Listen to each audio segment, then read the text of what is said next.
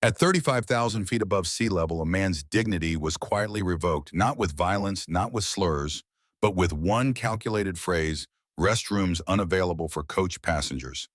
The flight attendant didn't yell. He didn't need to. He saw a black man standing in a tailored blazer and assumed this man didn't belong. What he didn't know, what none of them knew, was that the passenger he had just humiliated, Julian Marks, was the silent owner of 22% of the airline's equity. And tonight, power would not shout, it would execute. This wasn't about a bathroom. It was about the invisible lines drawn in silence, the ones that separate worth from perception. But Julian Marks didn't rise with fury. He sat composed, calculating. 10 minutes later, the fate of an entire airline would begin to unravel quietly, efficiently, surgically. Before we dive into this powerful story of justice, silent retaliation, and systemic reform, let me know where you're watching from. And if you believe in dignity, equality, and using power to protect the voiceless, subscribe now so you never miss the stories that matter. The moment the restroom was denied to him, something shifted, not just in the cabin's air pressure, but in the way time seemed to slow around Julian Marks. His mind, sharpened by years of hostile negotiations and billion-dollar mergers, began to assess the situation like a hostile acquisition, calmly, clinically, and without mercy. He returned to seat 1C without a word. His steps were measured, his eyes forward, and yet the silence that followed him was louder than any protest. Other passengers felt it too, an unease that threaded through first class like an invisible current. Some glanced up from their newspapers and in-flight tablets. Others simply watched him from the corner of their eyes, pretending to be immersed in thought. Julian sat down, adjusted the cuffs of his tailored blazer, and folded his hands in his lap. Dale, the flight supervisor, had already moved on down the aisle as if nothing had happened. His voice chirped, artificially cheerful, as he offered drinks to the older couple in 1A and 1B. Julian didn't look at him. He didn't need to. Instead, he reopened his leather notebook and wrote a single word: incident. Across from him, a white-haired gentleman in 1D leaned slightly forward and gave a small, understanding nod. There was no conversation, no whisper. Just mutual recognition between men who knew exactly what had transpired and what it meant. And what it meant was war. Julian's eyes flicked down to the boarding pass in his breast pocket, the same one Dale had treated like a fake. The implications weren't lost on him. A denial of access wasn't just about the restroom. It was a denial of place, of belonging, of legitimacy. And for a black man in a tailored suit seated in first class, that message carried centuries of echoes. Dale's smirk when he said, "We've had issues before," wasn't just a bad excuse. It was a dog whistle. The kind that didn't need to be heard by everyone, just by the right kind of people. The kind who believed first class was a place earned only by certain faces. Julian had encountered men like Dale his entire life. Men who wielded uniforms like armor and hid prejudice behind policy. But what Dale didn't know, what he couldn't know, was who Julian Marks really was. Not just a CEO, not just a black executive, but the controlling shareholder of the very airline he was flying on. It had taken him years to position himself this way. Years of anonymous acquisitions through shell companies and silent partnerships. Omnicore's name was known. His wasn't. That was deliberate. Julian didn't need visibility. He needed leverage. He reached into his briefcase and pulled out a tablet secured with biometric lock. It scanned his thumb, beeped once, and opened to an encrypted dashboard. Personnel matrices, conduct reviews, corporate hierarchies, everything. Apex Air had tried to hide was now available to him in real time. He tapped into the HR complaint logs. The name Dale Renshaw appeared 4 times in the last year, flagged but unresolved. No disciplinary action recorded. Julian frowned. That was enough. He sent a ping to Greg Fallon, his top legal analyst and executive strategist. Greg was in Chicago just finishing a late dinner. But Julian knew he wouldn't need sleep tonight. Not when the lever had been pulled. Julian typed priority alert. Live incident in progress. Begin silent escalation. Pattern probable. Prepare for internal audit. Greg responded within 90 seconds. Copy. Accessing Apex personnel data. Tracking Dale Renshaw. Initiating escalation matrix.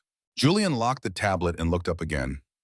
Dale was now laughing loudly at a joke from the man in 2A. Too loud, too casual, too confident. Julian noted it all. That kind of confidence came only from long-standing impunity. It was a confidence about to expire.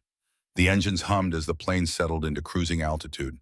Flight 227 continued eastbound, unaware that within its first-class cabin, a corporate insurrection had already begun. Julian stared out the window into the endless dark, the soft glow of the stars above, matching the distant lights of cities below. He wasn't angry. He wasn't flustered. He was surgical. This wouldn't be a scandal leaked to the press or a viral video caught on someone's phone. No hashtags, no shouting matches. This would be internal, clinical, strategic, a restructuring built not on outrage but on obligation. The obligation to make a system answer for its rot. Behind him, a flight attendant giggled at something Dale whispered in the galley. Julian made a note of her name badge. Dignity once denied demands a response. But Julian Marks never responded emotionally. He responded with infrastructure. And somewhere deep inside the Apex Air mainframe, the first system alert had already been triggered. Julian Marks had always known that real power was quiet. It didn't announce itself with raised voices or dramatic declarations. It moved like gravity, unseen, unspoken, but undeniable once felt. And as Flight 227 cruised eastward toward New York, that gravitational shift had already begun. From his seat in 1C, Julian watched the cabin not as a passenger, but as a strategist. Every movement, every glance, every whisper was a data point. Dale Renshaw continued his rounds with forced charm, pouring coffee, telling jokes, and exuding the performative confidence of someone who believed he had just put someone in their place. But Dale didn't realize he had just entered Julian's. Julian's hand moved calmly across the soft leather of his notebook as he added a new column, witnesses. 1D, the older man who had nodded in silent solidarity. 1A and 1B, present during the beverage cart incident. 2C turned to watch during the confrontation at the lavatory. These weren't allies, they were facts. Quiet observers who, if prompted, could confirm Dale's conduct. Julian didn't need them to act just to exist. Their presence meant Dale's actions weren't just discriminatory, they were documented. Meanwhile, Greg Fallon's digital systems were working in tandem. Inside the secure Omnicore server room, Greg leaned forward over 3 monitors glowing with cascading data. He had just finished flagging Dale's prior incidents and was now cross-referencing names. Other flight attendants, supervisors, HR handlers. Dale's name kept recurring in closed complaints, especially regarding tone, inappropriate conduct, and dismissive behavior towards select passengers. And Julian's own notes now matched perfectly with the patterns. But the most alarming trend wasn't Dale's behavior. It was Apex Air's failure to act. None of the 4 prior complaints had been escalated. 2 had been informally resolved. 1 was marked duplicate entry, and the last had no outcome listed at all. Just a single haunting line, no further action warranted at this time. That, more than anything Dale had said, was the evidence Julian needed. The company's silence had become complicity. Back in seat 1C, Julian tapped discreetly on his tablet. He initiated what Omnicore referred to internally as Protocol 7B, a hidden oversight function buried in their silent equity clause with Apex. It gave him temporary executive authority in cases of shareholder risk, triggered only when cultural, ethical, or reputational damage posed a quantifiable threat to valuation. Within 30 seconds, a secured email dispatched from Julian's tablet to Apex's general counsel, the chief risk officer, and 3 independent board members. It read simply, urgent oversight triggered. Live conduct breach in motion. Full audit of Flight 227 staff behavior with special focus on supervisory personnel. Legal exposure calculated. Executive action pending. He didn't need to sign it. His encrypted ID carried more weight than a signature. He leaned back slightly, his breathing calm. Across the aisle, Dale continued pouring drinks, unaware that his file was already under legal review. That every HR record he thought had been buried was being pulled from the shadows. That his silence, his smirk, and his arrogance were now legal liabilities. Julian's phone buzzed once. A secure message from Greg Pattern confirmed. Internal protocols compromised. Advisory trigger active. Recommend phase 2. Julian replied, proceed. Notify external audit firm. I'll initiate contact post-landing. Then without urgency, Julian stood and stretched slightly. He walked toward the lavatory again, not to confront Dale, but to reclaim the space that had been denied him. This time, Dale wasn't there. The area was quiet. No one stopped him. He entered the restroom, shut the door, and exhaled. In the small, reflective chamber, he stared at himself in the mirror. His face was unreadable, his eyes steel. He didn't feel triumphant. He felt ready. This wasn't about revenge. It was about restoring the architecture of dignity in a system that had quietly erased it. One smirk, one gatekeeping gesture at a time. And this time it wasn't going to be swept under an HR rug. As he stepped out of the lavatory, he caught sight of the junior attendant, Evan. Young, nervous, but observant. Julian gave him a quiet nod. Evan's lips parted as if to say something, but thought better of it. Still, Julian noted the way the young man's eyes followed him, not with suspicion, but with unease. As if Evan knew something was coming and wasn't sure whose side he'd be on when it arrived. Julian returned to 1C and resecured his seatbelt. The pilot's voice crackled over the intercom, informing them they were beginning descent into JFK. Good. The timing was perfect, because at JFK, a black sedan was already waiting, not with security, with authority, not for confrontation, but for transition. A transition from hidden power to visible consequence. And the moment the wheels hit the runway, the clock would start ticking for Dale, for Apex Air, and for every system that believed discrimination could hide behind uniforms and protocol. As Apex Air Flight 227 descended toward JFK, a thick silence hung in the cabin. Not the peaceful hush of late-night travelers, but the kind that settled before a reckoning. Julian Marks sat unmoving in seat 1C, his phone idle on the tray in front of him, his mind anything but. Outside, the lights of New York crept into view, a glowing spiderweb sprawling across the earth below. But Julian's focus wasn't on the city, it was on the rot buried deep within the structure of Apex Air. He had seen this pattern before, in banks that redlined quietly, in tech firms that spoke of diversity but never hired it, in boardrooms where silence did more damage than slurs. The prejudice Dale had displayed was a symptom, but the disease it ran through the very wiring of the company. Julian reached for his phone once more and typed a quick message to Greg. Begin Phase 2. Prioritize HR suppression data and internal complaint audit logs. Flag keyword appearance-based enforcement. Greg's reply came within seconds, already underway. Pulling logs from the last 18 months, 56 keyword matches across 3 departments, 17 in flight, 6 unresolved. Root cause map by touchdown. Julian's gaze shifted to Dale, who now leaned casually against the galley wall, sipping coffee and laughing with a nearby flight attendant. The same man who had tried to relegate him to the back of the aircraft, not once but twice based on a snap judgment. Dale thought he had won. He didn't realize the wheels of consequence had already begun to spin. From Greg's virtual dashboard, rows of Apex Air employee records blinked red. The HR archive was littered with ignored complaints, passengers denied upgrades, delayed responses to racial profiling incidents, mysteriously missing onboard footage. Some complaints had been closed within minutes, an impossibility, unless someone had predetermined the outcome. And one name surfaced again and again: G. Wheeler, Apex's chief of in-flight services. A career bureaucrat with decades in the airline, Wheeler had crafted the internal policy documents, determined flight attendant training protocol, and most notably signed off on complaint resolution reports. Greg didn't need Julian's instruction to see what was happening. Wheeler had protected people like Dale, not officially, but subtly.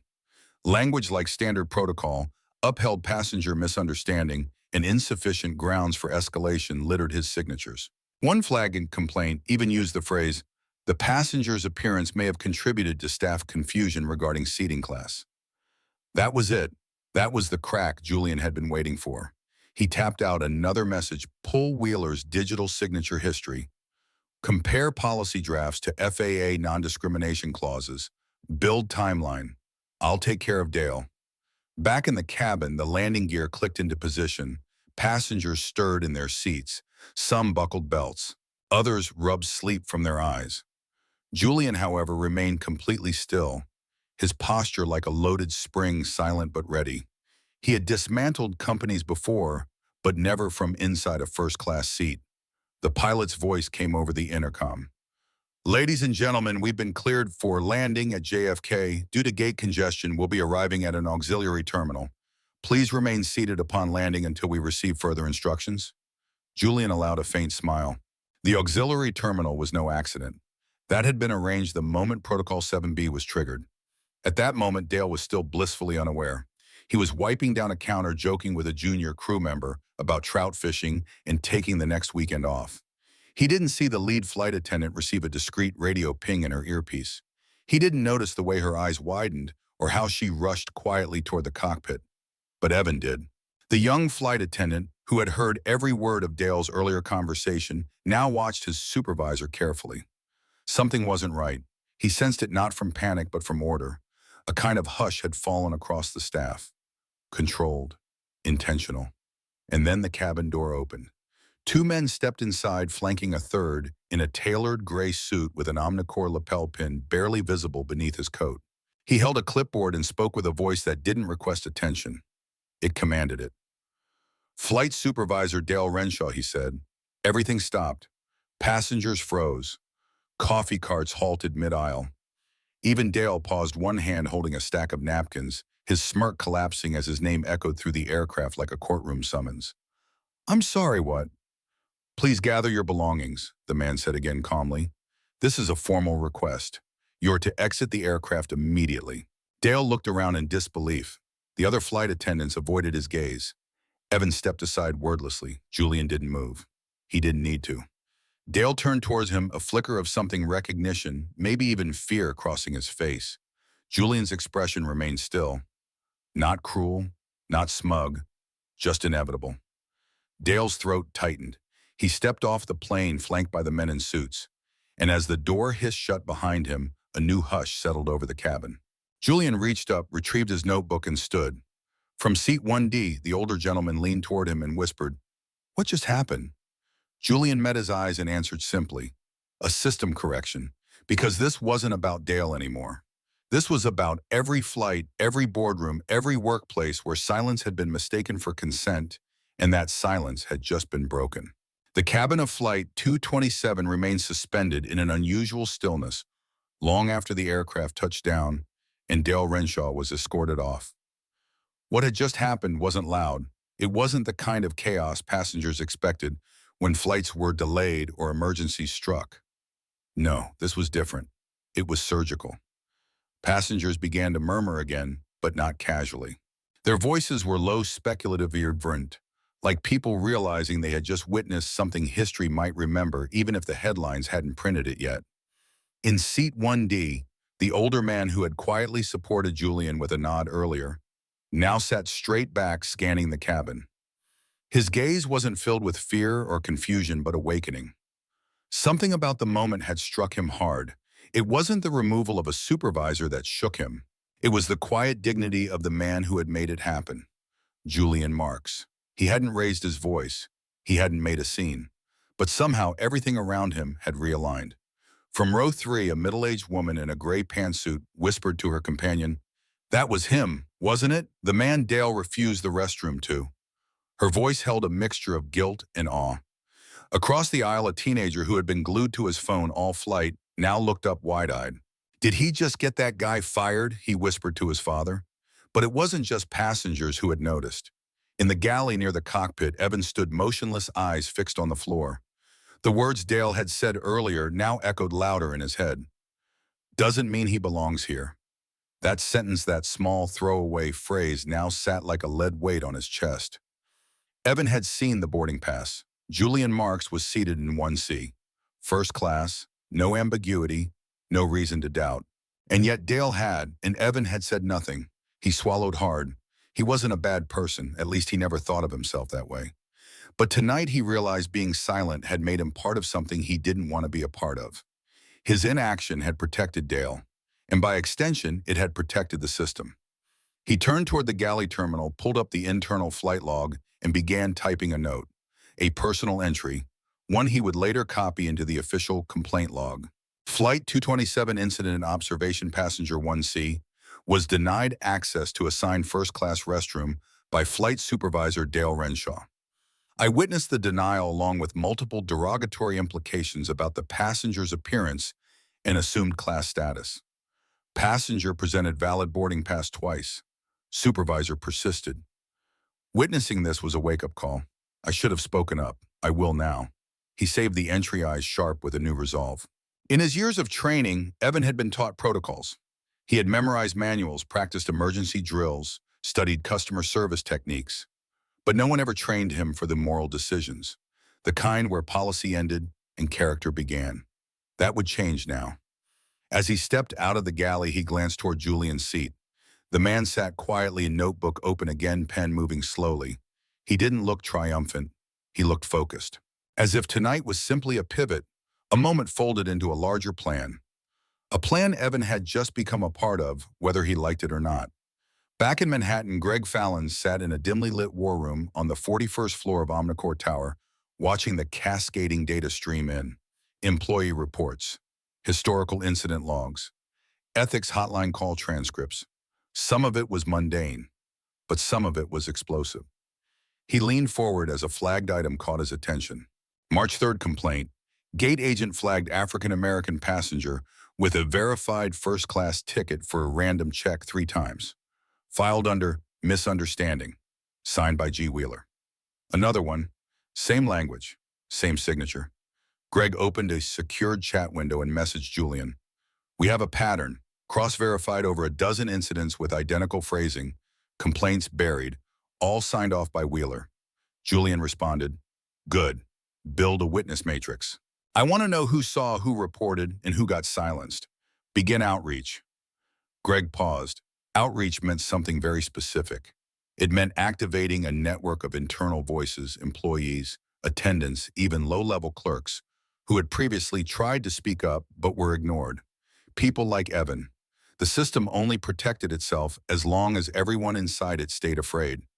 But that was the thing about witnessing injustice. It changed people.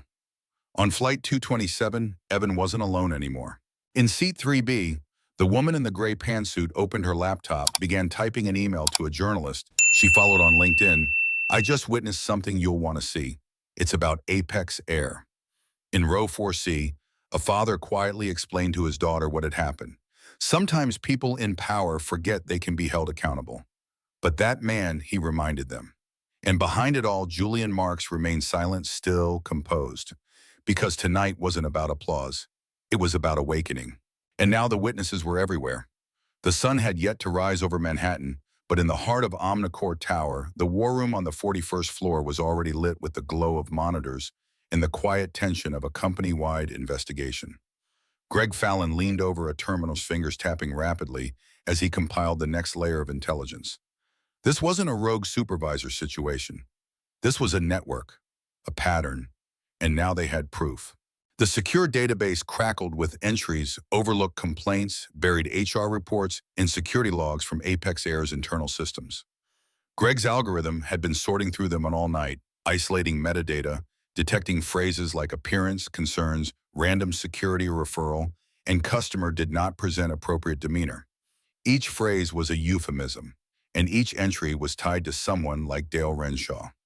One name came up repeatedly, Garrison Wheeler, Vice President of Passenger Experience. The man who had approved dozens of these reports dismissed internal concerns and, according to HR archives, had issued verbal reprimands to staff who questioned his policies. Greg flagged 10 entries, all involving first-class passengers flagged under vague pretext. 7 of those passengers had filed complaints. None had received a response. 3 had never flown Apex again. He opened a secure line. Julian's voice came through, immediately low, composed, already awake. Talk to me. We've got more than a pattern, Greg said. We have intent. Wheeler's fingerprints are all over this. Complaints silenced. Reports signed off. And there's a buried staff audit he blocked last quarter. Julian didn't pause.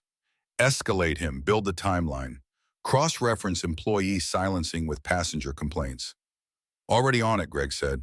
But I need something else, someone from inside. Someone like Evan, Julian replied. Greg raised an eyebrow. You saw his entry.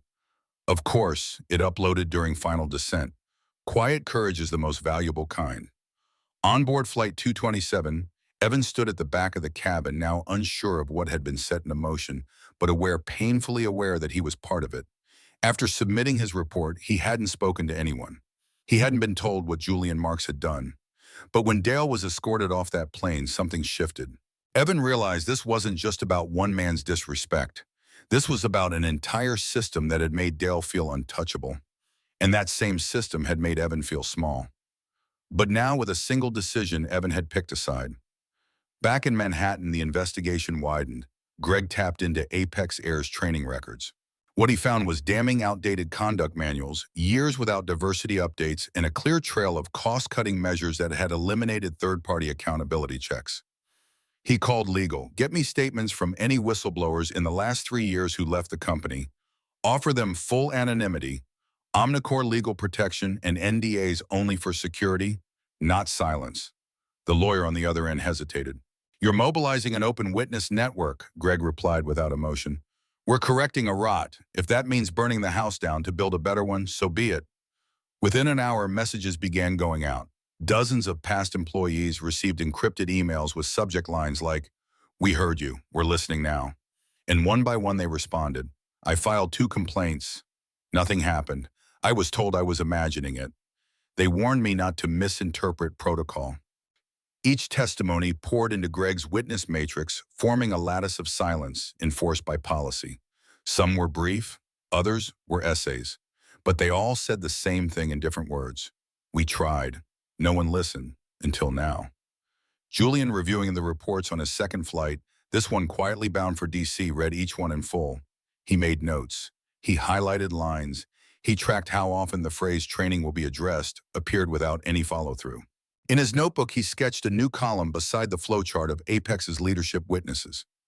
They weren't liabilities. They were the solution. At Apex HQ, pressure mounted. Garrison Wheeler paced inside his 22nd floor office. He had seen the headlines. He had received the anonymous tips. He had been warned by legal to prepare a statement. But nothing prepared him for the moment he was summoned to an internal hearing, an unprecedented move that skipped HR entirely and came directly from the executive oversight clause invoked by Omnicore. He walked into the hearing room expecting lawyers' forms, procedural scolding. What he saw instead was a monitor. On it played a loop of recorded interactions, Dale's confrontation, a gate agent's side comment, a security team laughing after flagging a well-dressed black man for a random bag check. The clips had been buried deep in internal surveillance archives. Someone had found them. "What is this?" Wheeler demanded. "This," the internal auditor replied, "is what you allowed." At the bottom of the screen was a watermark compiled by Witness Matrix, authorized by Julian Marks. Wheeler swallowed hard. Back in Omnicore's 73rd floor boardroom, Julian stood before a growing wall of evidence, each pinned testimony, a thread in a much larger narrative. This wasn't about optics anymore. It was about truth. And the witnesses were awake. Julian Marks arrived at Apex Air's Manhattan headquarters not through the grand lobby reserved for board members, but through the quiet executive access elevator at the rear and entrance few knew existed. It wasn't for secrecy, it was for clarity. The time for observation had ended. Now he was stepping fully into the light. The elevator doors opened into the upper-level conference floor, where legal teams, brand strategists, and remaining board members waited in uneasy silence. No one greeted him at first. They simply turned, stood, and stared. Julian adjusted his cufflink eyes, scanning the room like a surgeon surveying a prepped operating table. There were no handshakes, no smiles. Just a nod to Greg Fallon, who stood near the large wall display already casting the first slide of what would become a brutal reckoning. "We're convening under Section 8 oversight," Greg said to the room. "Executive authority is now consolidated under Omnicore equity control. This is no longer an advisory phase. It's a reform execution phase." Murmurs broke out. One man, Elliot Crane, director of public engagement, spoke first. "You're dismantling the airline in real time. Is this what you call corporate stewardship?" Julian stepped forward, his voice low, steady cutting. "No, this is what I call intervention. Stewardship would have meant you cleaned your house before the storm hit." Elliot bristled. All this over a single incident. Julian raised his hand, not loud, not aggressive, just enough to still the room. One incident exposes a system, and systems replicate in silence. This one did. He turned to the screen. A chart appeared. Testimony correlation grid.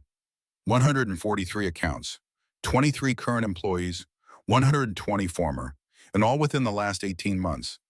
A collective exhale swept across the table. Julian continued. We have verified patterns of discrimination, ignored audits, and internal escalation reports that were routed directly to legal, not HR. That's not containment. That's complicity. He looked toward Garrison Wheeler, who sat stiffly in a corner chair, jaw tight. And when those patterns go unaddressed long enough, they become policy. Garrison stood abruptly. You're not a regulator. You don't get to walk in here and rewrite our leadership. Julian didn't flinch. No, he replied. But I own 58.7% of it, and I don't negotiate with rot. Greg tapped a key. The next slide appeared. Video transcript gate agent incident, February 12th, text flagged. He just doesn't look like he belongs up here. Julian walked toward the display, fingers tracing the incident date. That line didn't come from a rogue agent. It came from culture. A culture that believed disrespect was acceptable if it was discreet. You made it policy to look away. So now we remove the mirror and make you see it. A woman in HR tried to speak Julian. There's a process. He cut her off, not with force, but with finality. This is the process. A knock at the glass wall interrupted them. The door opened. Evan stepped in. The youngest flight attendant in the entire system, the one who had reported Dale's misconduct from Flight 227, now stood in the center of a boardroom with the gravity of a whistleblower and the poise of a soldier. Mr. Marks, he said, voice firm despite the tension. You asked for truth, Julian nodded. Evan turned to the table. I was told not to speak up, told it would cost me, that people like Dale had more time in the sky, more pull. I believed that. Until someone showed me silence costs more. He reached into his coat pocket and placed a USB stick on the center table. Recordings, galley talk, staff group chats, internal dispatch logs. He looked directly at Garrison Wheeler. Conversations where you called complaints noise, where you joked about burying bias reports under admin folders. I copied everything. Wheeler went pale. You recorded our internal systems, another executive asked, outraged. I documented a system that was never meant to protect me, Evan replied. Just to protect you. Julian stepped beside him.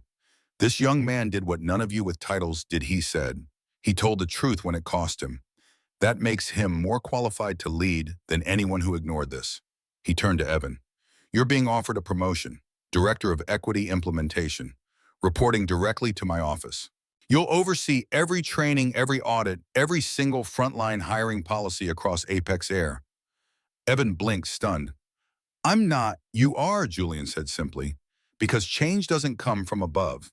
It begins with someone who still remembers why it matters. The room was silent again, but not out of fear, out of recognition. This was no longer a negotiation. It was a transformation.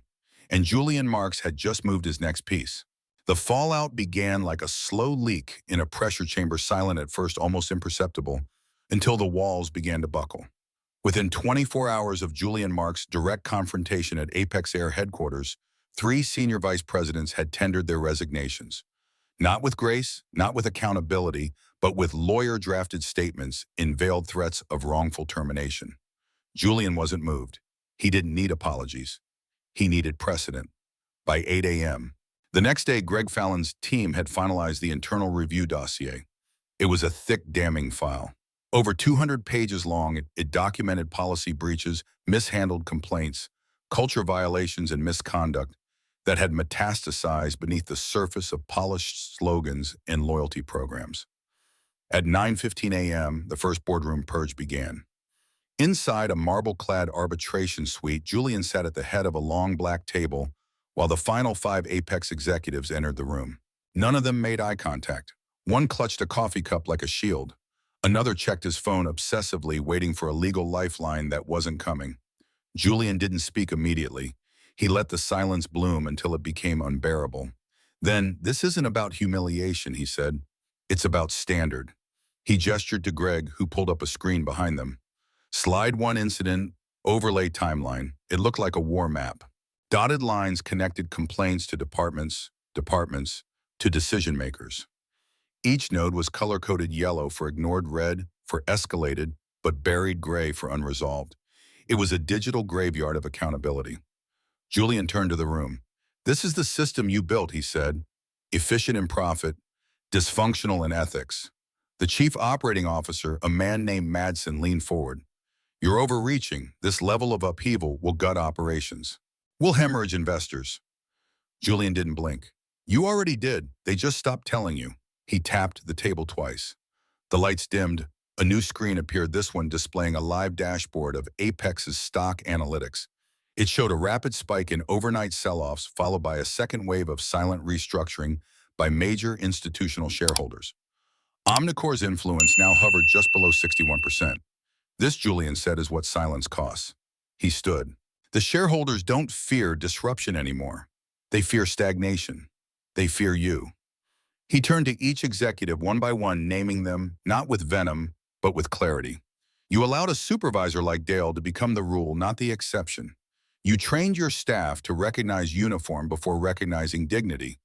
And you made invisible discrimination acceptable so long as it wasn't visible on camera.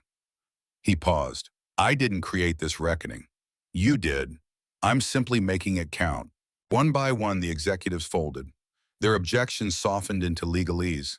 Their defenses unraveled beneath evidence they could no longer deny. And by the time the clock struck 10:00 a.m., every remaining member of Apex's original leadership had either resigned or been placed under formal internal investigation pending removal. But the collapse didn't stop at the top. Julian knew structural rot ran deeper than titles. So he turned to the system that enabled it, the HR apparatus, the legal filters, the middle managers trained to protect the brand rather than the people. He didn't fire them. He dissolved them. He called it the integrity reset, a full halt to all non-compliance reviewed internal functions. All HR complaint pipelines were frozen. Every discriminatory incident flagged in the last 24 months would be reopened under third-party oversight. And any manager who had more than 3 unresolved reports was to be suspended until cleared by an equity review panel. The industry gasped. Apex stock dipped for exactly 43 minutes. Then a shockwave. An open letter from the Civil Aviation Equity Alliance was published at noon. It praised Apex's reform as the first authentic, enforceable cultural reset in commercial aviation history. Within the hour, 3 other airlines released statements committing to independent culture audits. A chain reaction Julian had anticipated and timed with surgical precision. Meanwhile, on the ground, a different kind of shift was happening. Employees began speaking up. Not just about Apex Air, but about the industry as a whole. Pilots sent in anonymous testimonies. Cabin crew leaked training guides filled with biased language. Gate agents, often the first line of passenger discrimination, began turning over chat logs and internal memos. Julian didn't orchestrate it. He just made it safe. At Omnicore, Greg's war room now buzzed 24/7. Teams worked in rotating shifts, parsing testimony, categorizing patterns, and mapping new conduct matrices. Each dot on the screen wasn't just a complaint, it was a data point in a future where silence could no longer hide behind professionalism. And while chaos echoed through aviation boardrooms nationwide, Julian remained calm. He didn't call press conferences. He didn't tweet. He sat in the quiet of his office, facing a wall of windows, watching the ripple effects stretch across the sky like contrails. His notebook open, his pen steady, his mission clear. Not revenge, restructure, not spectacle, systemic reform, not noise, a new frequency, one tuned to dignity, precision, and permanence. Julian Marks didn't believe in quick fixes. To him, real reform wasn't a news cycle. It was a blueprint, a system designed to endure long after the headlines faded. As Apex Air staggered through its public reckoning, Julian's team moved into the second phase reconstruction. It began with the ground floor. The first wave of changes didn't come in the form of statements or policies. They came in silence. Contracts, rewritten hierarchies, flattened whistleblower protections implemented with biometric shielding and encrypted portals. Employees logging in for their morning shifts were met not with slogans, but with prompts asking, "Have you witnessed bias in the last 30 days? You are protected. Speak freely." The submissions flooded in, hundreds, then thousands. Most came from those who had never felt safe to speak: women of color, in customer service, older flight attendants, denied promotions, disabled baggage handlers, left out of training opportunities. Each testimony was read, logged, and actioned. Julian had assigned a cross-functional reform council made up not of executives but frontline workers, gate agents, cleaning staff, maintenance crew, junior pilots. They weren't advisors. They had voting power. For the first time, the people closest to the problem were at the table, and the table itself had changed. No longer a long, hierarchical boardroom, but a circular forum of policy design.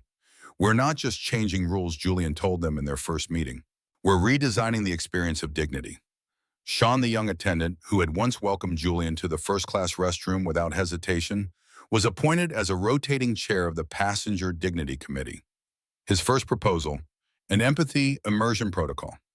Every executive was required to complete a 72-hour immersion experience, no name tags, no titles, no special treatment. They would board flights as average passengers file complaints through standard channels and be randomly assigned roles in customer service scenarios. Their identities were hidden. Their experience was raw. Julian went first.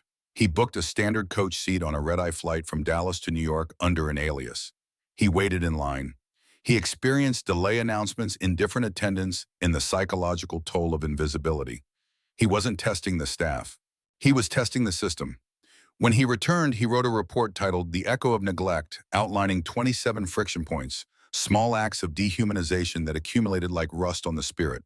It became required reading across Apex Air's entire managerial pipeline. Meanwhile, Greg Fallon led the legislative flank. He coordinated with federal aviation regulators to integrate non-discrimination enforcement into FAA auditing processes. No longer would bias incidents be left to internal discretion. If a flight supervisor profiled a passenger, it would trigger a federal review, just like a mechanical failure. Within 3 months, Apex Air had pioneered what was now called the Equity Airframe. It was a structural overhaul composed of 7 modules. 1. Passenger dignity protocols. 2. Real-time discrimination monitoring with transparent incident response. 4. Independent employee review board. AI-powered bias pattern detection. Restorative justice for harmed customers. Rotational leadership to prevent culture stagnation. Other airlines called it over-engineered. Julian called it overdue. Then came the public phase. Julian delivered an address not to shareholders or press, but to employees. In a massive hangar converted into an auditorium, thousands gathered: mechanics, call center workers, pilots, janitors. No VIP section, no stage. Julian stood in the center on the same level as the rest. "I didn't change this airline," he began. "You did. I just listened." He didn't preach. He walked them through the why behind each reform, drawing a clear line from microaggressions to macro failures. You can't fly high when your foundation is built on silent harm. The speech was broadcast live. It went viral, but not because it was dramatic, because it was honest.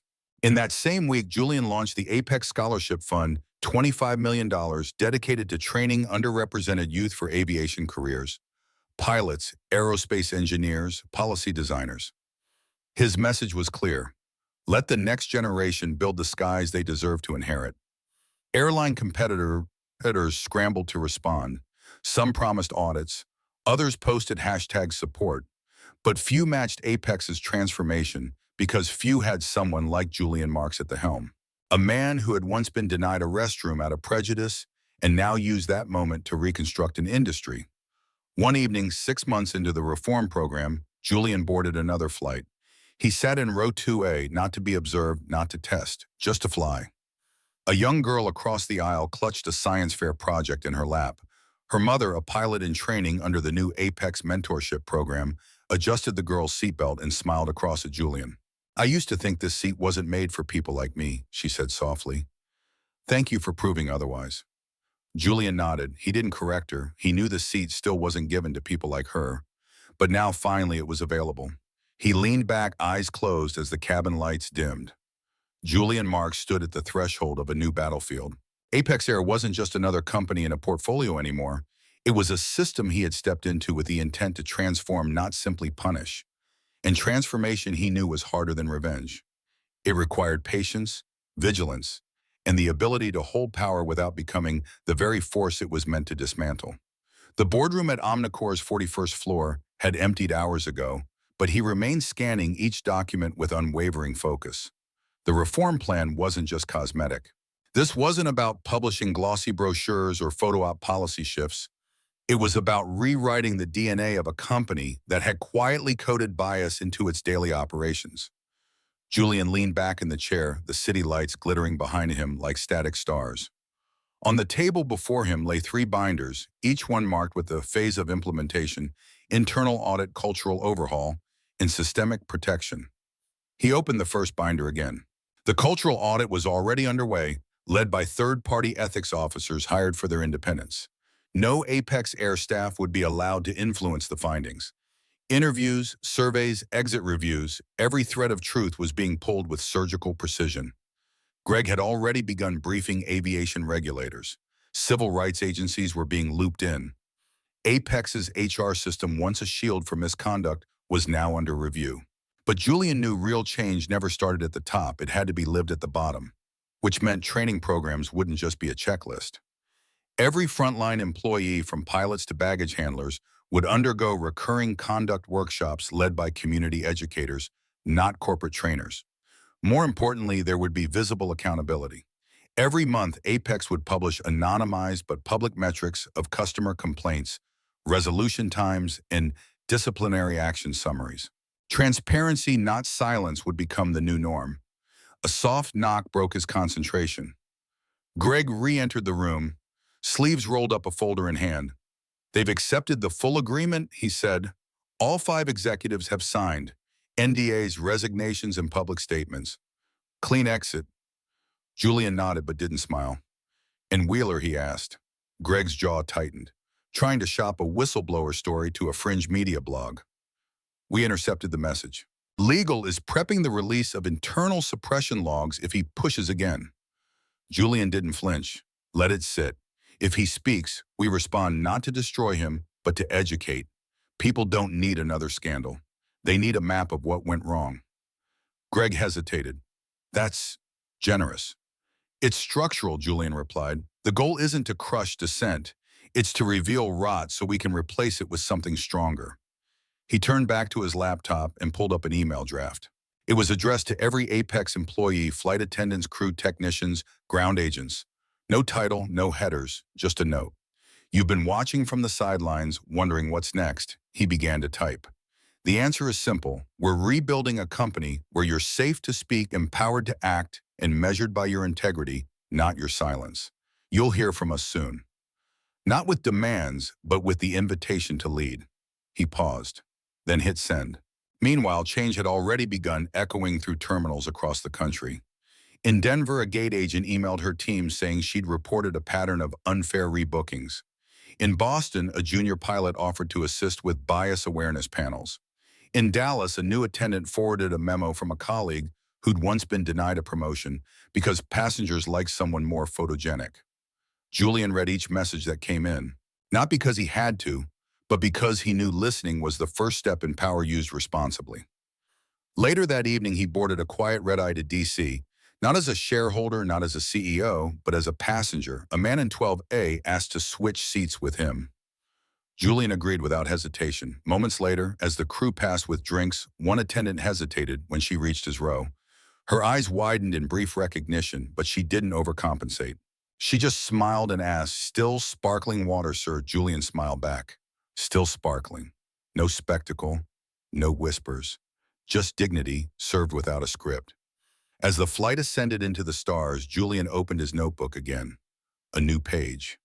A new title. Phase 3 Industry Standard. Because now it wasn't just about Apex.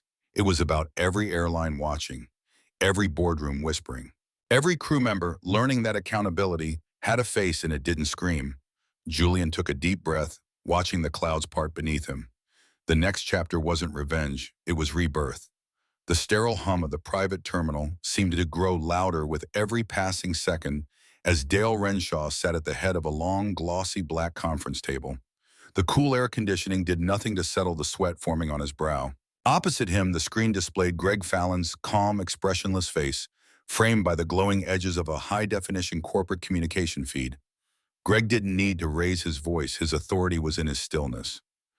"You are being relieved of all supervisory duties effective immediately," Greg repeated for the second time. Dale clenched his jaw. "This is absurd," he barked. "I did nothing wrong. I was enforcing protocol." Greg didn't blink. 3 prior complaints, Dale. Each tied to racially biased incidents, all buried under your departmental approvals. Now we have live audio, multiple eyewitnesses, and a memo from Omnicore's top executive citing your behavior as grounds for breach of shareholder ethics. The words shareholder ethics hit differently. Dale leaned forward slightly, struggling to keep his voice from cracking. So what is this really, a witch hunt? One guy gets upset, and now I'm being sacrificed. Greg leaned in just slightly, his tone unchanged. That one guy is Julian Marks. Dale went still. He had heard the name before. Omnicore, private equity, global reach. But it had never connected until now. The Julian Marks, he asked quietly. Greg gave a single nod. Omnicore's majority shareholder. And now by proxy vote acting executive authority over Apex Air. You didn't just deny service to a passenger. You triggered the scrutiny of the man who owns nearly a quarter of the airline you represent. Dale's spine stiffened. I didn't know. And that's the problem, Greg replied. You judged his worth without knowing anything about him. The door behind Dale opened softly. 2 legal officers entered dressed in dark gray suits. They placed 2 manila envelopes on the table. Your options, Greg said. Immediate termination for breach of ethics and exposure of litigation risk, or voluntary resignation and NDA protection with severance. Dale's eyes flitted to the envelopes. One path ended in disgrace, the other in silence. He reached for the envelope with the NDA, but Greg's voice cut through the air. Know this, Greg said, whether you sign or not, your behavior is now a case study in institutional failure. It's not just about you anymore. Dale swallowed hard. The officer said nothing. The silence itself felt like a verdict. Across town inside Omnicore Tower's war room, Julian sat before a digital whiteboard displaying Apex Air's entire leadership structure. 5 names glowed red, each executive tied to outdated protocols, tolerance of bias, or mishandling of complaints. At the bottom of the screen, new names were being drafted. Cultural transformation doesn't start with policy, Julian said to his assembled team. It starts with people willing to take responsibility and those who no longer can. He circled a name with his fingertip and dragged it into the recommended exit column. Greg's voice came through the intercom. Dale's taking the NDA, disgraced but contained. Julian nodded slowly. Then we move on to phase 3. He turned to his chief of communications. Begin the silent press leak. Controlled. No sensationalism. Just facts. The woman nodded, already crafting the tone of the release, calm, professional, unflinching. Within an hour, a carefully worded statement began circulating through internal channels, and to selected journalists, Apex Air confirms a leadership conduct review is underway. Temporary executive oversight provided by Omnicore Holdings. Passenger complaints dating back 24 months are being reassessed under new compliance standards. It didn't name Dale, it didn't mention the bathroom, but it sent a signal that a quiet storm had begun. By noon, flight crews across the country were talking. Twitter lit up with subtle references. First class doesn't mean second class values. TikTok videos speculated about which airline was being gutted from the inside. A viral Reddit thread hinted at an anonymous whistleblower finally being heard. Meanwhile, inside a small airport hotel room near JFK, Dale Renshaw sat staring at his phone. No calls, no emails. Just a severance agreement and an expiration date stamped across his reputation. The man who once enforced rules now found himself on the outside of them. He scrolled through news alerts. Omnicore initiates executive audit at Apex Air. He knew his name wasn't there, but he could feel it behind every word. Back in the Omnicore executive boardroom, Julian stood at the floor-to-ceiling window, looking out over the city. The sun cast long shadows across the skyline. He didn't feel triumphant. He felt focused. Behind him, his team finalized the appointment of a new interim director for Apex's passenger services division. A woman of color, formerly head of equitable design at another airline. Someone who had once been denied a promotion because her tone was too assertive. Julian turned and signed the appointment letter with a single stroke. Let's rebuild, he said quietly. And somewhere in a press office downtown, a single headline began its climb to virality. Denied a restroom, he took control of an airline. The news had not yet broken, but the ripple effects were already being felt inside the halls of Apex Air's headquarters. An eerie silence filled the 23rd floor where most of the customer service department operated. Rows of agents tapped at keyboards, but their eyes occasionally darted toward the screen at the far end of the room. Someone had pulled up a muted newsfeed showing a developing story: anonymous shareholder sparks Apex Air audit. No names, no faces, but everyone working inside the company could feel it. Something had shifted. Back in the terminal, Julian Marks walked alone through the private corridor that connected the auxiliary gate to the executive lounge, his footsteps echoing softly against the marble floor. He passed no one but security cameras, tilted subtly toward him, logging every move. He didn't mind. Let them watch. Let them witness professionalism performed with purpose. Meanwhile, Evan, the junior attendant from the flight, sat on a bench just outside the crew debrief room. He hadn't been summoned, not officially, but he couldn't leave either, not after what he'd seen, what he hadn't stopped. The weight of his silence gnawed at him. The man in 1C, Julian, hadn't spoken a word to him during the flight, but Evan had seen the way Dale looked at him, the way he dismissed him. The way that moment, so small, so routine, had suddenly shattered into consequence. Evan's mind spun. Why didn't I say something? Why didn't I stop it? A door clicked open behind him. A senior HR representative stepped into view. Evan Morales. He stood instantly, his uniform still neatly pressed. Yes, ma'am, we'd like a word with you about Flight 227. Inside the small room, Evan found himself seated across from two HR reps and a third man in a suit who introduced himself simply as compliance counsel. No names, no titles, just questions. We understand there was a conflict involving the flight supervisor and a first-class passenger, the older HR rep said. Can you describe what you witnessed? Evan hesitated. He looked down at his hands. Then he looked up. Yes, I saw Dale deny access to a restroom. Twice. Even after confirming the passenger was in first class. And did you report this? No, Evan admitted, his voice small. Why not? Because I didn't know it was safe to, he replied, and I didn't want to lose my job. The man in the suit leaned forward, tapping a sleek tablet. Mr. Morales, your honesty now matters more than your silence then. We aren't here to punish. We're here to understand a pattern. And what you just said, that tells us everything we need to know about the culture here. At that very moment, Julian was seated in a darkened conference room in a private terminal suite, flanked by two internal auditors from Omnicore. They had flown in quietly during the early morning hours. One specialized in organizational ethics, the other in systems analysis. Both were trained not in aviation, but in failure. Across the table sat Apex Air's acting chief operating officer, Lorraine Bixby, a woman whose carefully curated power suit could not mask the panic in her eyes. She had taken over after the board suspended the previous CEO pending investigation. Her voice was firm but strained. Mr. Marks, I want to be clear that what happened on that flight is not representative of our values. Julian tilted his head, the faintest hint of a smile on his lips. Values aren't determined by press statements, Ms. Bixby. They're revealed by patterns. Patterns that repeat until someone decides they won't. She bristled slightly. We've already removed the supervisor from duty. Julian leaned forward. I'm not here for the supervisor. I'm here for the infrastructure that allowed him to operate with impunity. Behind him, the auditors brought up a heat map of misconduct across divisions. Names, dates, complaint resolutions, most of them closed without follow-up. Julian's voice cut through the hum of data. We're initiating a full culture audit. Anonymous, transparent. Every employee will have a voice, and this time they'll be heard. Across town in a mid-rise apartment in Brooklyn, a former Apex employee named Felicia tapped nervously at her keyboard. She had once filed a complaint about discrimination during training, only to be reassigned and eventually edged out. She watched the news feed with wide eyes as headlines rolled in, whistleblower investigation underway. Equity audit launched at Apex. Her hands trembled as she opened her inbox.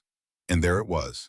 From omnicore.ethics@secure.com, subject, you are invited to speak.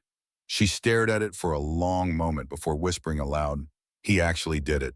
That evening, Greg Fallon updated Julian via encrypted video. Whistleblower response rate has tripled since yesterday. Legal's sorting the claims. Press coverage is leaning in your favor. And Evan Morales, he's cooperating fully. Julian nodded, calm as always. That's how it starts, not with a press conference. With someone deciding their silence is no longer safe. The system was waking up. One voice at a time. By the time the sun began its descent over the New York skyline, Apex Air's walls were no longer silent. Inside the secure digital environment built by Omnicore's compliance division, a storm of documentation was pouring in: employee testimonies, incident reports, archived chat logs, even audio recordings. It was more than Julian had anticipated.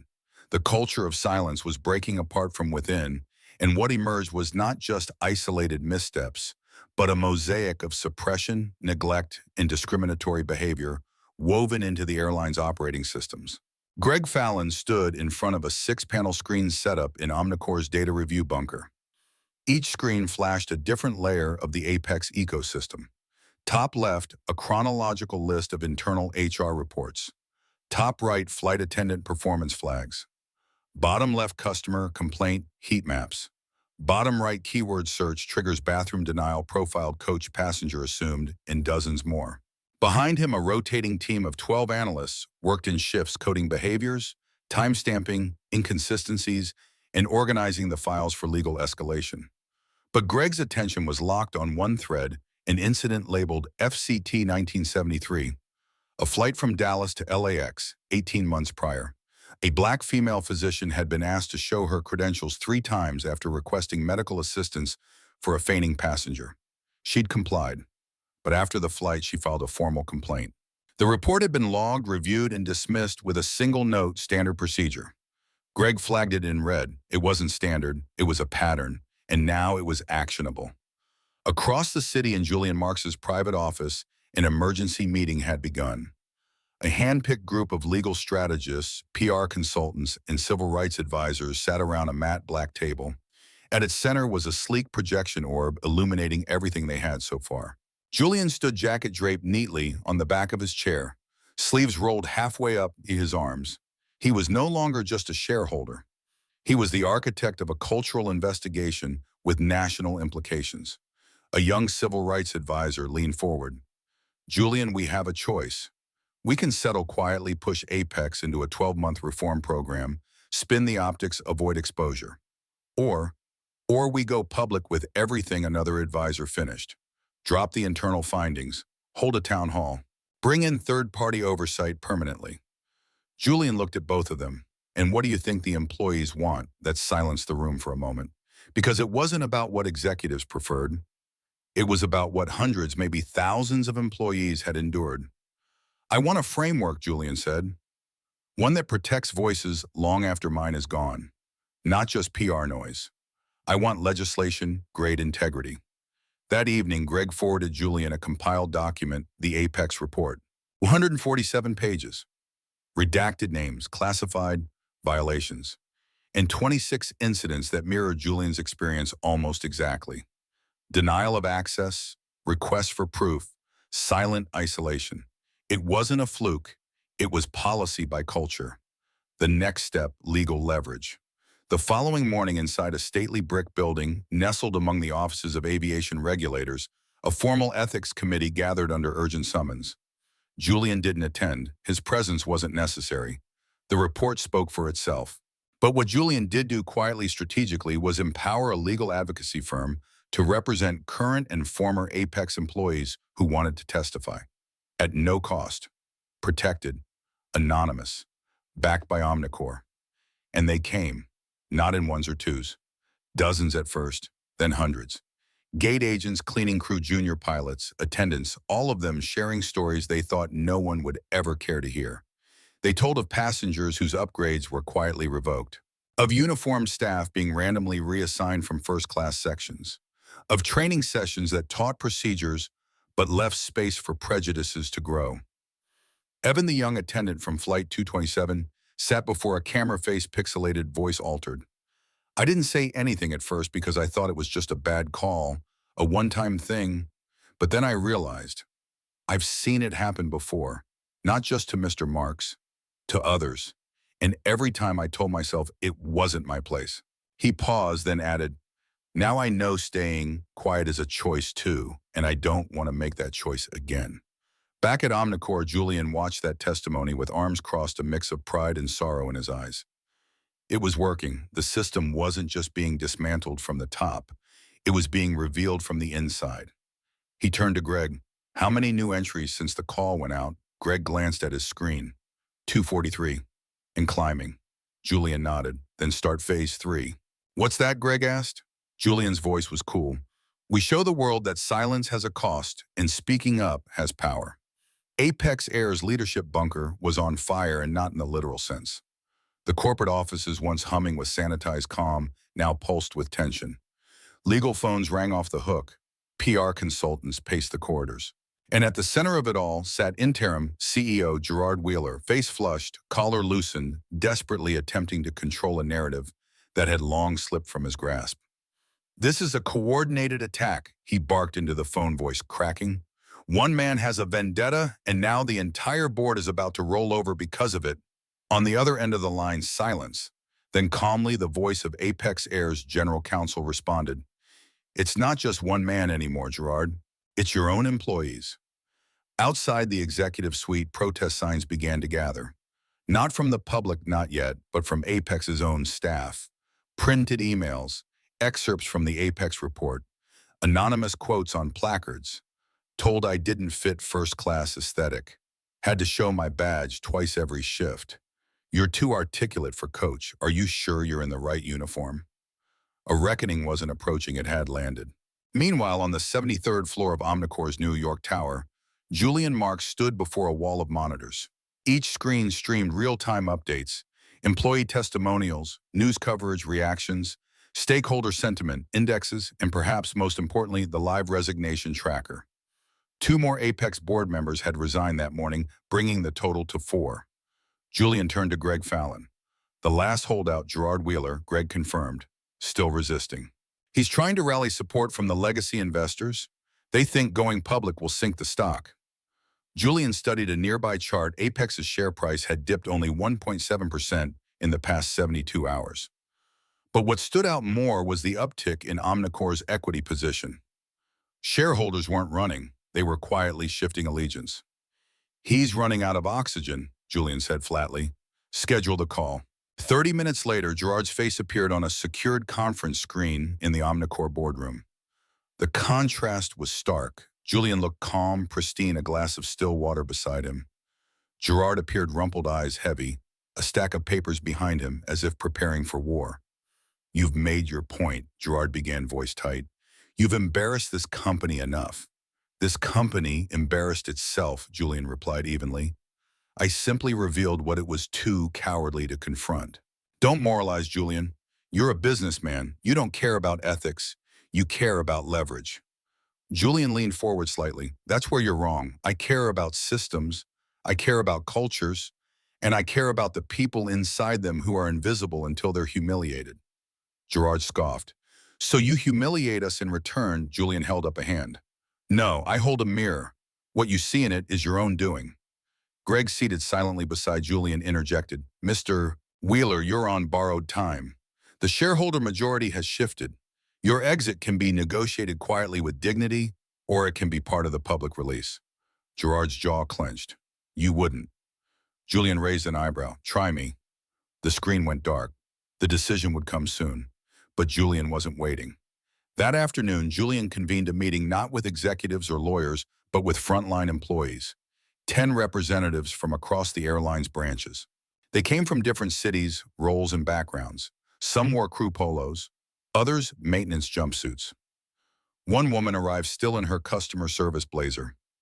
They sat around a table not designed for hierarchy, but for clarity. Julian didn't deliver a speech. He asked a question. If you were running this airline, what's the first thing you would change? What followed was silence at first, then a flood. The training is surface level. It tells us what not to say, but not how to see people. I was told to smile more when a first-class passenger questioned if I belonged. They always say we're a family, until someone speaks up. Julian took notes. He didn't interrupt, didn't judge. One attendant, Malik, leaned forward, fingers laced tightly. It's not about one bathroom, or even one supervisor. It's about this constant pressure to make ourselves smaller just to keep a job. I love flying, but sometimes I hate landing. That line stayed with Julian. He knew what came next. 2 days later, Gerard Wheeler resigned, not with a statement, not with a press release, but with a terse internal memo and an NDA that even he couldn't negotiate beyond. The Omnicore takeover was complete, but Julian knew the work wasn't done. Now the public would need to see the receipts. Julian greenlit the release of a redacted version of the Apex report, accompanied by an open letter not from him, but from Evan the junior flight attendant. It began simply, "I didn't know what power looked like until I saw someone choose not to use it to punish, but to change." And just like that, the narrative flipped, from scandal to reformation, from retaliation to blueprint. Julian's face was never shown in the article, but his shadow was there in every line that pointed to accountability, not as a punishment, but as a promise. And the public listened, because this wasn't just about one flight. It was about every silent injustice that had flown under the radar for too long. And now it was time to land the truth. The headlines were no longer whispers, they were declarations. Apex Air overhaul begins systemic discrimination confirmed in internal audit. Julian Marks declares, corporate silence is complicity. New aviation standards emerging amid industry reckoning. Every business show from Bloomberg to CNBC led with the same question. Was this the end of the old airline model? Inside Omnicore's Reform Operations Center, referred to simply as the hub, a war room had taken shape. Not a literal one, no flags, no chest beating, but a data battlefield with walls covered in screen matrices tracking changes in HR protocols, whistleblower, traffic flight, crew satisfaction scores, and most notably, consumer trust ratings. Apex Air's numbers, once sliding like a tailspin, had begun to stabilize. The public hadn't abandoned the airline. They were watching, waiting, some with hope, some with suspicion. All of them asking, would this be real reform or just a polished reset? Julian sat at the center table reviewing a new batch of internal messages. Former employees, some dating back 10 years, had written and sharing stories that were never filed because they knew they would go nowhere. I was told to bleach my hair if I wanted to be considered for the international routes. They said I spoke too urban to work the first-class cabin. My name was too ethnic, so they used a nickname on the schedule. Each story chipped away at the illusion that Dale Renshaw had been a rogue outlier. Julian had always known the rot went deeper, but seeing it written over and over made one thing clear. Apex hadn't failed because of a lack of training. It had failed because it had trained people to stay silent. Build the map, he said to Greg Fallon. Greg didn't need clarification. A team of analysts went to work compiling a heat map of risk clusters within Apex's entire ecosystem. Each dot represented a report. Each line represented a connection. The network glowed like a constellation of quiet damage. Red zones lit up on routes out of Houston, Chicago, and Atlanta, majority black cities where Apex staff had filed the most complaints. A green zone surrounded Seattle, where a younger, more diverse regional team had recently overhauled hiring protocols. Cross-reference this, Julian added. I want hiring managers, tenure retention, and incident closures. All of it. Let's see if equity failure follows leadership patterns. An hour later, the results stunned even the most hardened analysts. Where the data showed diversity and leadership complaint, closures dropped and staff longevity rose. Where leadership remained insulated, white male long-tenured bias incidents spiked, and whistleblowers were routinely terminated within 90 days. It was a pattern too precise to be coincidence. It was culture by design. Julian stared at the map and whispered, this wasn't negligence, it was engineering. Across town in the Apex HR building, the last few loyalists to the old regime packed up their desks. Some resigned quietly. Others filed complaints of their own, accusing the reform process of being too political or a hostile purge. But the numbers didn't lie. The audit trail showed who had protected whom, who had ignored which complaints, who had signed off on retaliations. For years, Apex had been flying with an invisible manual, one that told people like Dale how far they could go before anyone noticed. Now the manual was being rewritten. In its place, Julian drafted what he called the Air Code, a 10-point charter of cultural standards. Not legalese, not corporate jargon, just a clear promise. You will be seen. You will be safe. You will be heard. And if someone violates that, they will be held accountable. It wasn't perfect, but it was honest. And it was public. Omnicore posted it on every flight attendant portal, every cockpit login, every internal newsletter. Not as an announcement, but as a mirror. The pushback was immediate. Conservative media outlets framed it as a woke takeover. Industry trade groups warned of overreach. One former executive even wrote a column in the Wall Street Herald claiming Julian was weaponizing his identity to destabilize traditional business norms. Julian didn't respond. He didn't have to, because the passengers had spoken. Customer satisfaction for Apex flights surged 23% in 2 weeks. First-class ticket sales, once reliant on brand loyalty, were now powered by principle. For the first time, the airline's reputation wasn't built on exclusivity. It was built on respect. And inside the cockpit of Flight 927 to Denver, Captain Aaliyah Summers, a black woman with 18 years of flight experience, adjusted her headset with a quiet smile. She had never been allowed to fly that route before. Now she wasn't just cleared, she was requested. "This is your captain," she said into the intercom. "We're ready for departure, but first I want to say thank you for trusting us. Let's show you what a real airline looks like." In seat 3A, Julian Marks listened to the words and closed his eyes for a moment. The collapse had begun, but it wasn't the company that was falling. It was the wall that had kept the right people out for far too long. And once that wall was down, there was only one thing left to build. As the news cycle churned with scandal and reform, the shockwaves of Julian's quiet reckoning were now slamming into boardrooms far beyond Apex Air. The story had metastasized, no longer confined to one airline, one flight, or one humiliation. It had become a template, and now the Civil Aviation Council was watching. Inside a mirrored conference room at the National Transportation Oversight Bureau in Washington, D.C., 8 council members sat in pin-drop silence watching the viral press conference replay on a projector. Julian's words echoed through the room like a moral indictment. "One incident reveals what's hiding in plain sight." The audio crackled. Council Chairwoman Lila Mendoza, a woman with steel gray hair and a reputation for fearless reform, leaned back in her chair. "This isn't a story," she said flatly. "It's a case study in systemic failure." Her eyes scanned the room. "We've ignored too many complaints, too many isolated incidents that were never isolated. Marks gave us more than a scandal. He gave us an opening. One by one, hands tapped keyboards. Mandates were pulled. Policies reviewed. The FAA's Civil Rights Compliance Unit quietly dispatched an internal memo recommending that all federally registered commercial airlines submit their cultural audit summaries within 60 days.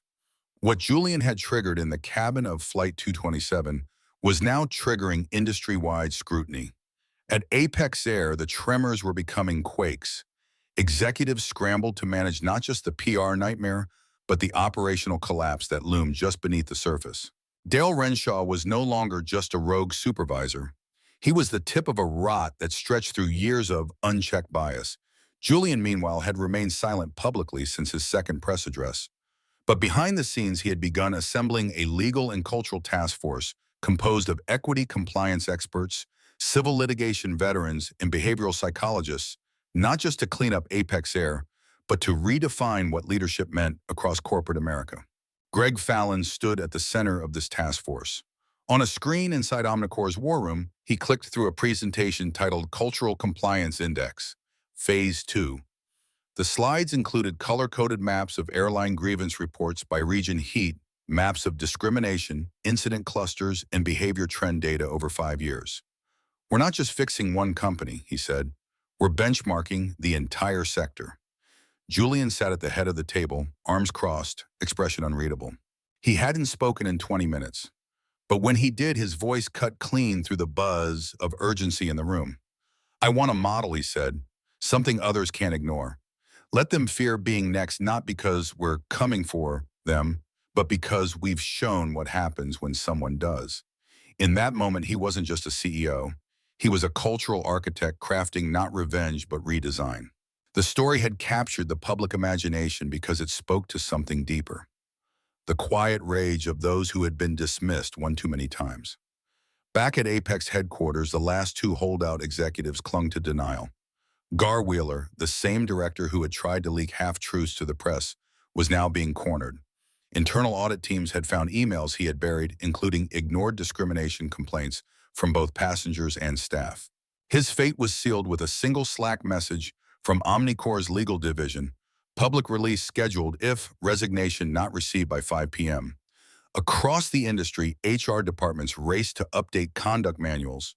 remove ambiguous policy language, and retrain crew leaders. Airlines who once dismissed bias training as optics now treated it like emergency response preparation. Meanwhile, the public hadn't gone quiet.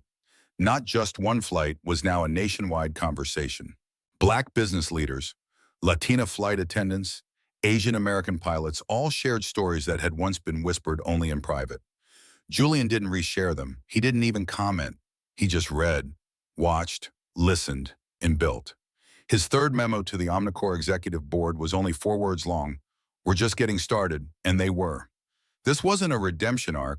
It was a blueprint for reformation, one grounded not in headlines, but in systems. Julian didn't need to shout to change the world. He only needed one injustice, one denial, one system too arrogant to check itself. That's what had always scared the powerful most, not outrage, but organized resolve. And Julian Marks had just taught them how dangerous calm could be. By the time Julian's third memo reached the inboxes of Omnicore's top-tier partners, the transformation was no longer just about Apex Air. His words, "we're just getting started," rippled like a tremor through legal, financial, and political sectors that had for too long operated in willful blindness. What had begun as a private injustice on Flight 227 was now becoming a movement that reached beyond the clouds into boardrooms, policy meetings, and investment circles. At 7:02 a.m., CNN Business published a breaking alert: Omnicore's Cultural Compliance Index may become industry standard. FAA Fortune 500 firms eye widespread adoption. The subheader struck harder. A single denied restroom visit may have just rewritten corporate accountability. Inside a glass-paneled boardroom at United Global Airways, Apex's largest competitor panic was beginning to set in.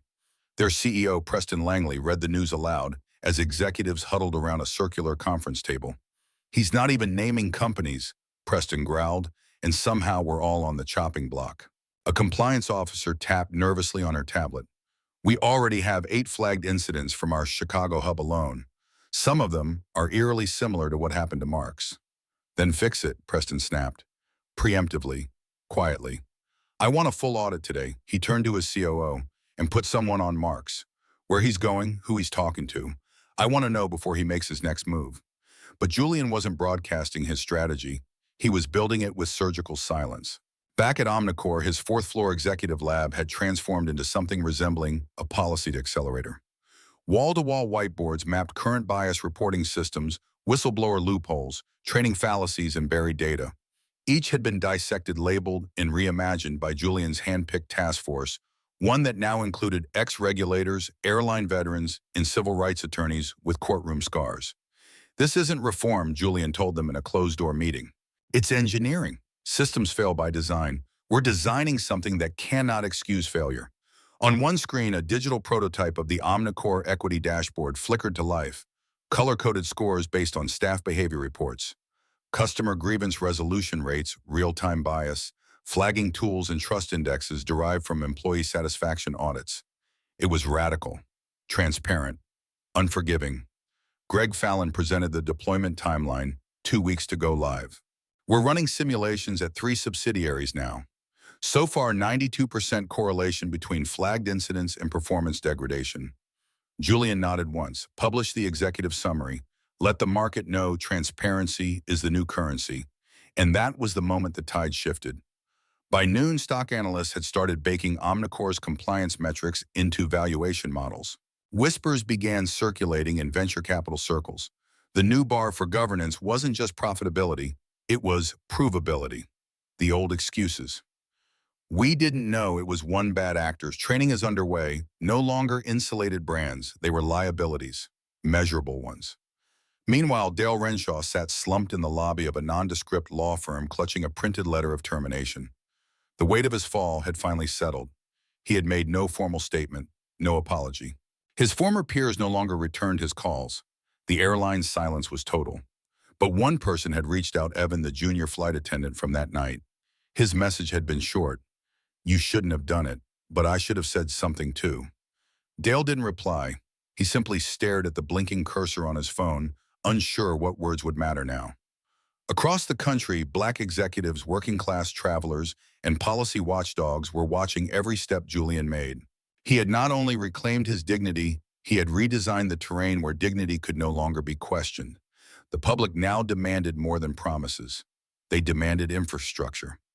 That afternoon, Julian stepped into a closed-door session with the Civil Aviation Council. The room was stark clinical. Around the table were 12 decision-makers, none of whom had previously invited a private equity magnate to speak on discrimination reform. But he wasn't there as a magnate. He was there as proof. Julian placed a leather folder on the table. Inside were two documents, the Omnicore Cultural Compliance Framework and a proposed federal guideline template based on Apex Air's collapse. "This isn't a suggestion," Julian said calmly. "It's a scaffold. Anyone who wants federal funding, airspace privileges, or contractual immunity, they should meet this standard. Or explain why they don't." There was no thunder in his voice. No bravado, just fact. Councilwoman Mendoza sat back, arms folded. "You've written a new kind of black box," she said slowly. "One that records what companies would rather forget." Julian didn't smile. "Then let's make sure it never gets ignored again." Behind him, the skyline of Washington, D.C. pulsed with ambition and wrought power and possibility. For Julian Marks, the plane had landed long ago, but his flight, the one that mattered, was just starting to gain altitude. At precisely 8:45 a.m., the next morning inside the wood-paneled chambers of the Federal Oversight Commission, Julian Marks sat flanked by three of his top advisors.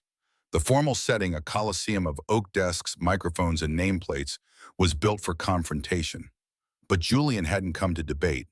He had come to architect. The room buzzed with the pretense of neutrality. Politicians from both sides of the aisle leaned forward as if to challenge him, but behind their furrowed brows was an undeniable curiosity.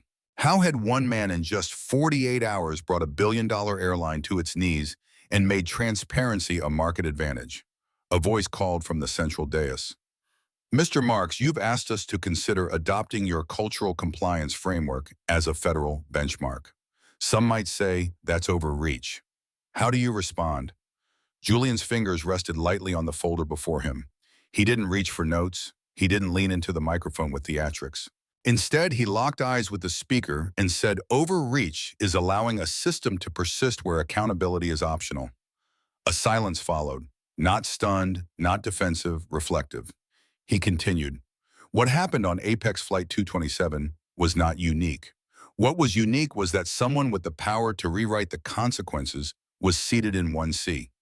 He opened the folder slowly, revealing 2 pages, one labeled Root Causes, the other Structural Remedies. Together, they mapped a direct correlation between unreported bias incidents and long-term revenue decay, employee attrition, and stock volatility. "If your concern is whether this sets precedent," Julian said, "I hope it does." At the back of the room, a young congressional aide, black, no more than 25, whispered to his superior, "This guy isn't just changing policy, he's changing posture." The commission hearing broke into sidebar discussions. Meanwhile, on live business news networks, the real shockwave was beginning to take form. Omnicore had announced Phase 2. This wasn't just about airlines anymore. Omnicore's Cultural Integrity Index, initially mocked by some industry veterans, was now being tested by 4 Fortune 500 companies in secret pilot programs. Banking, hospitality, and even big tech were suddenly scrambling to request consultations with Julian's newly formed CCI advisory unit. Greg Fallon stood in front of a massive digital map of corporate America back at Omnicore's Manhattan HQ. Pins were lighting up, so were emails, so were whistleblower tips. "It's like we flipped the lights on," Greg said. Julian, watching the map update in real time from his private office, gave no outward reaction, but something deeper flickered in his eyes.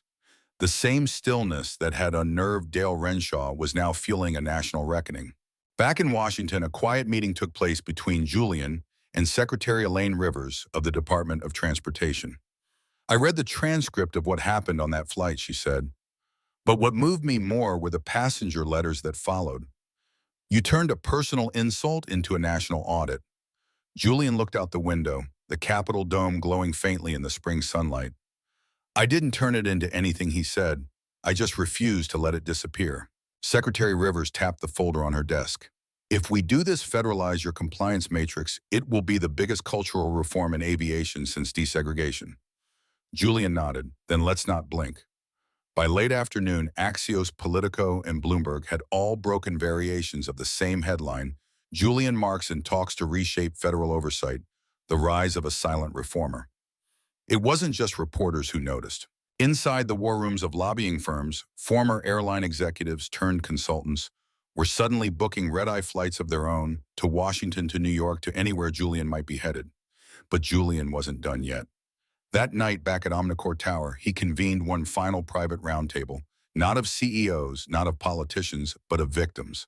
Black flight attendants who'd been passed over, Latino gate agents who'd been ignored, a Korean-American pilot who was once forced to re-verify his credentials after a passenger assumed he was the janitor. Julian sat with them, not at the head of a boardroom table, but among them side by side. Policy without memory is just PR, he said. We're going to build with your stories, not just with metrics. One woman, a former Apex customer service representative named Anita, blinked back tears. I never thought someone like you would listen to someone like me. Julian smiled gently. Then we're already changing the system. Outside, the skyline pulsed with the glow of a city that never sleeps. Inside, a new kind of power was crystallizing, quiet, steady, irrevocable. By morning, the reform templates were ready to be released. Civil rights groups had signed on. Unions were reviewing adoption clauses. Apex Air's new leadership, handpicked by Julian's board, was preparing a public apology tour. And Julian, he was already on the next flight. Not in first class, in coach. Because if the system worked, it had to work everywhere. The overhead lights flickered slightly in the coach cabin of Flight 1178 to Atlanta. No one paid much attention. Most passengers were busy settling into their routines, headphones and tray tables, out occasional glances at the slowly filling rows. But in seat 18C, the man once described as the quiet architect of reform sat motionless, scanning not the in-flight menu, but the flight crew.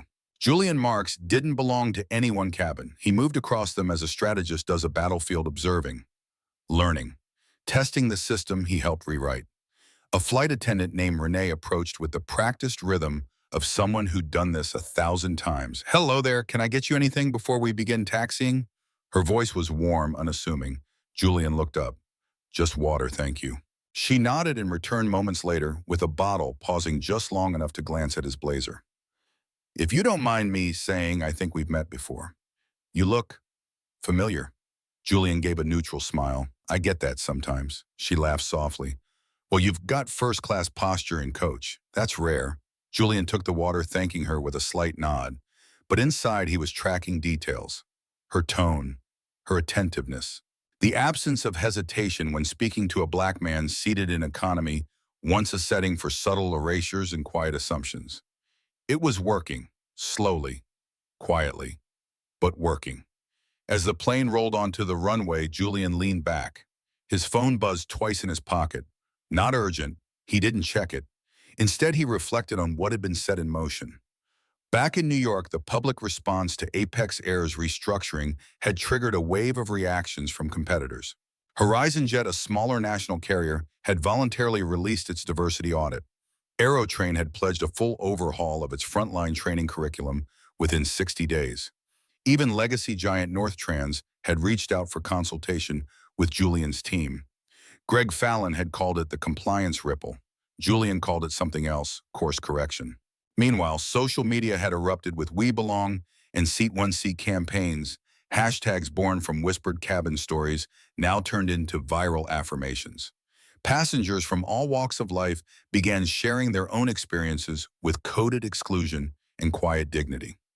Airline employees, especially black and brown, began reporting a subtle shift in tone from their own leadership. Respect wasn't just being taught, it was starting to be expected. Back on the plane, Julian watched a brief exchange unfold 2 rows ahead. A young woman, Latina, mid-20s, stood to access her overhead bag when an older man in 17A muttered something under his breath. Should have boarded earlier if you wanted space. The woman paused, visibly startled. The attendant, Renee, noticed instantly. Sir, she said with firm professionalism, that bag was properly stored when she boarded. Let me know if you need help, but we won't be blaming passengers for cabin design. Julian saw it. The correction, swift and subtle, yet unmistakable. Power not in shouting, but in asserting dignity without pause. Later, after takeoff, a young black boy, maybe 10, accidentally dropped his apple juice while trying to open a tray table. The splash hit the khakis of a man seated beside him who rolled his eyes dramatically. Of course, he muttered, reaching for a napkin, but making no move to help. Julian watched the boy freeze, eyes wide, guilt written across his face. Before his mother could lean on over to intervene, another attendant, this one in his early 40s, stepped in. "No worries at all," he said quickly, kneeling with a fresh towel. "We've got extra uniforms in case any crew ever spills on themselves." "Happens all the time." The boy smiled hesitantly. His mother exhaled. Julian wrote it down in his small notepad. 2 words: active empathy. It was the culture shift he had envisioned: respect performed, not performative. Hours later, as the plane began its descent into Atlanta, Julian finally checked his phone. 3 messages blinked on the encrypted app. 1. Greg North, Trans CEO, just submitted a formal invitation for CCI partnership. 2.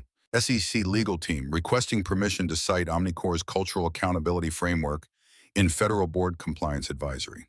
3. Unknown number, Mr. Marks. This is Lisa from seat 4A. You don't know me, but I was on that flight. Thank you. Julian didn't respond immediately. He closed his eyes and let the final minutes of descent play out.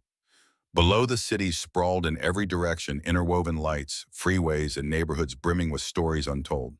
Somewhere down there, another young man might be denied access, or another woman might be asked to prove she belongs. But maybe not today, because Seat 1C had changed the industry. As the wheels touched the ground and passengers began stirring, Julian remained seated. His bag stayed in the overhead compartment. He wasn't in a rush. He never was. He waited not out of patience, but out of principle. First class or coach, the system had one rule now: dignity travels in every direction. The automatic glass doors of the Civil Aviation Council headquarters whispered open as Julian Marks stepped through. It had been weeks since the Apex Air restructuring, and yet the air still buzzed with the aftershocks of what the media called the Seat 1C revolution. Some labeled it corporate overreach. Others called it a masterclass in accountability. But to Julian, it was a calibration, a system realigning itself with justice. The council chambers were understated. No marble, no gold trim, just clean lines, glass walls, and purpose in every square foot. A receptionist gestured toward the inner conference room where the board waited. Julian's steps echoed softly against the floor as he approached. Behind him, doors closed. Ahead, a half-moon table framed with senior regulators, policy advisors, and industry leaders, some eager, some skeptical, all curious. Mr. Marks' chairwoman, Eliza Rollins, began adjusting her glasses. "Thank you for accepting our invitation." Julian nodded. "Thank you for extending it. What you've done at Apex Air," she continued, "has not only drawn headlines, it's raised questions. Fundamental ones. How far should a shareholder go in correcting corporate culture? When does influence become intervention?" Julian waited. These weren't just questions, they were invitations. He stood slowly, placing a slim leather folder on the table. "Madam Chair," he said evenly, "we ask the wrong questions when we treat ethics as an accessory to business instead of its foundation." A quiet stirred. "I didn't go far at Apex Air. I went just far enough to prove that silence, especially from those with power, is its own kind of violence. We've spent decades optimizing systems for profit, for efficiency, for scale. But we forgot something essential." He paused. "We forgot how to scale dignity."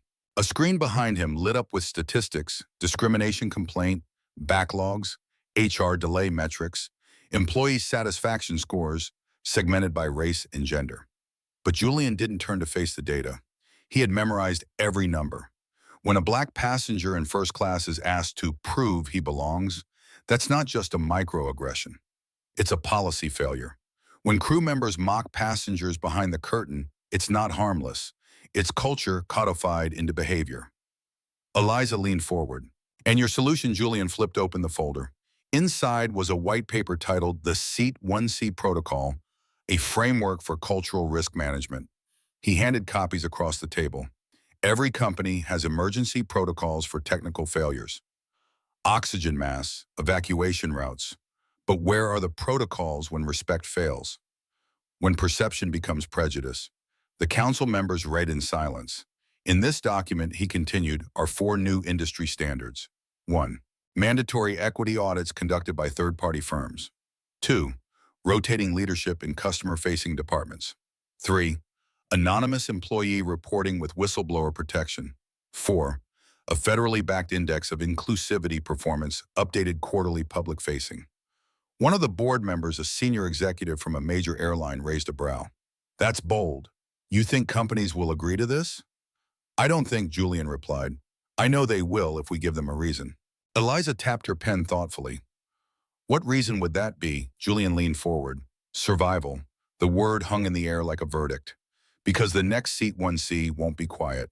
It will be recorded, streamed, hashtagged, and if the company isn't prepared, it won't just be a scandal, it'll be a shutdown. A silence followed, not resistance, reflection. Julian let it settle, then stood back. Change doesn't happen when we expose bad apples. It happens when we burn the rotten orchard and replant new seeds.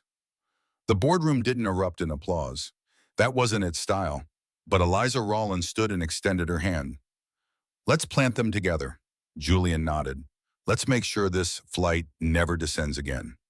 Later that evening, as he exited the building, a small crowd waited outside. Some held notebooks, some phones. A few had signs, handwritten, heartfelt, thank you, Seat 1C. Julian didn't wave. He didn't speak. But he stopped for one moment, made eye contact with a young black girl in the front row and nodded. That was enough. He entered the waiting car. Greg Fallon sat inside, tablet in hand. They've approved it, Greg said. Unanimous vote. They're calling it the Seat 1C federal pilot. Julian didn't smile, but he exhaled. Good. As the car pulled into traffic, he stared out the window at the city blurring past. So much had changed, and yet the real mission was only just beginning. Where to next, Greg asked. Julian glanced down at a notification on his phone.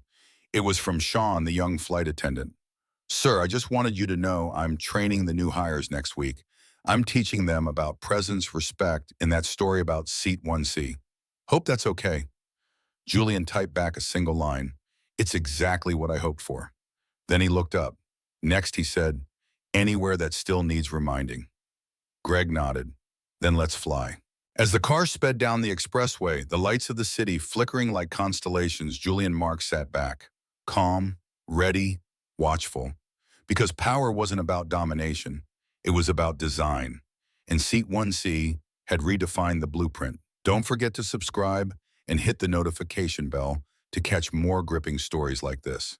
Thanks for watching, and see you next time.